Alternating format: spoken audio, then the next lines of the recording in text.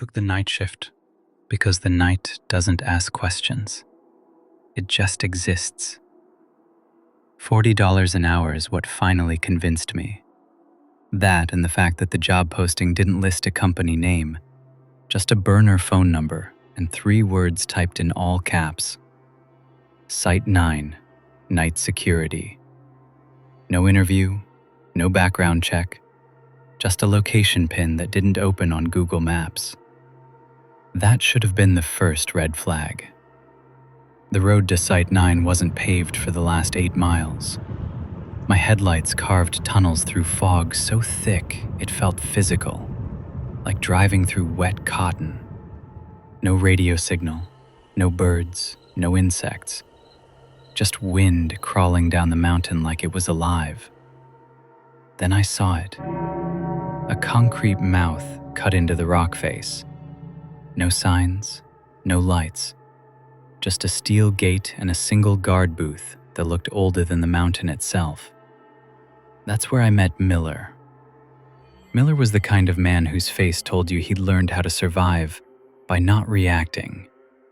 Sunken eyes, coffee-stained teeth, hands that shook only when he thought no one was watching. He didn't say hello. He handed me a laminated sheet of paper. "Read it. Memorize it," he said. Then he paused. "And don't improvise." I laughed. That was my second mistake. The rules weren't long. They were precise, clinical, like instructions written by someone who'd already seen what happens when you get them wrong. Some of them felt ridiculous. Others made my stomach tighten in ways I couldn't explain. Especially the one about the mirror.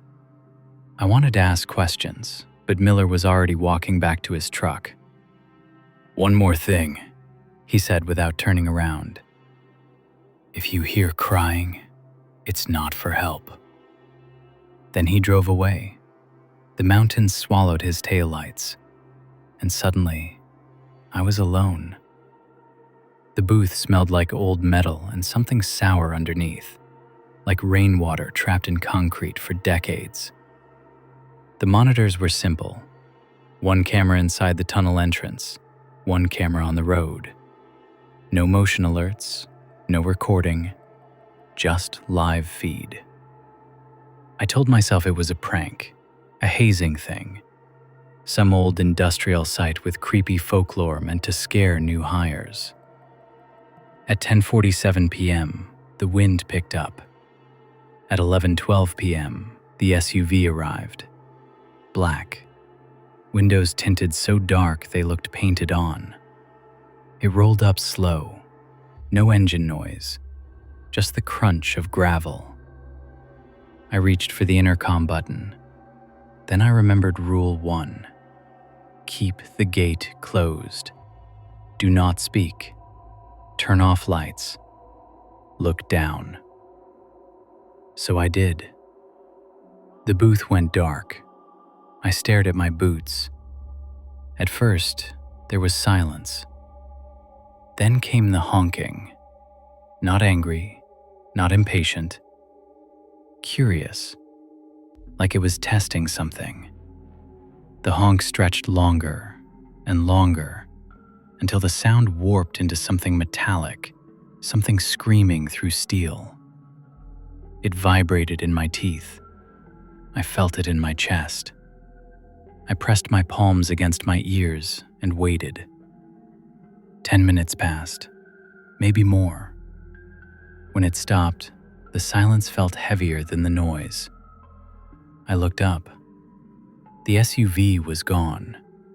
No tire marks, no footprints.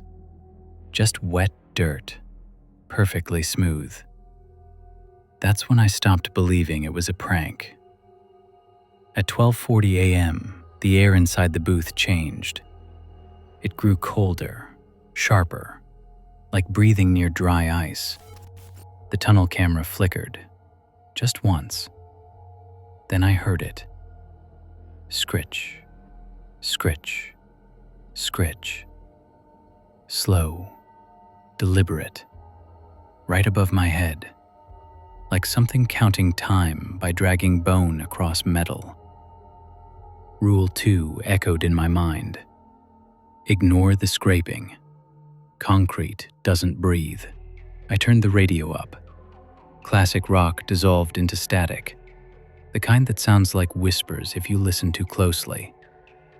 The scraping continued underneath it, closer now. I imagined fingernails, then claws, then something worse. I did not look up. At 1:58 a.m., the tunnel camera glitched again. This time, it didn't come back right away. My throat went dry. Then the feed returned, and something was standing just inside the tunnel. Not moving, not fully visible, just waiting. At exactly 2 a.m., it stepped forward. The man in the yellow vest. His walk was wrong, like his joints bent a second too late, like gravity had to remind him which way was down. He tapped on the glass. 1, 2, 3 times. "Cigarette," he croaked. I didn't look at his hands. I slid one through the tray. "Light?" he asked. I shook my head. That's when I smelled it. Not smoke. Rot. Like old meat left in a wall. As he turned, I caught a glimpse of his reflection in the glass. He had no face, just a suggestion of one, like someone had tried to remember a human and failed. Then he went back into the tunnel, and the scraping stopped. I relaxed. I leaned back, and I looked at the window.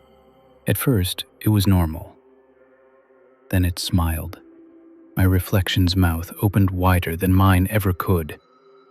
It raised its hand and unlocked the door from the inside.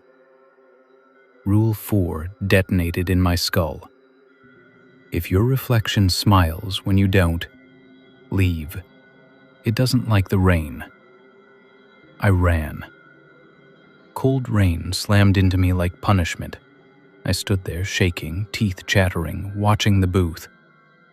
My reflection stood perfectly still, watching me, waiting. At 3:17 a.m., it knocked. Miller arrived at dawn. He didn't ask questions, he just nodded. "Sight doesn't like being observed," he said, "especially itself." I quit on the spot, didn't even ask for my money. Some things cost more than $40 an hour. I wish the story ended there. It doesn't. Because now mirrors hesitate. Not long, just enough. And sometimes when I'm half asleep, I hear scraping in the walls, counting, waiting for 2 a.m.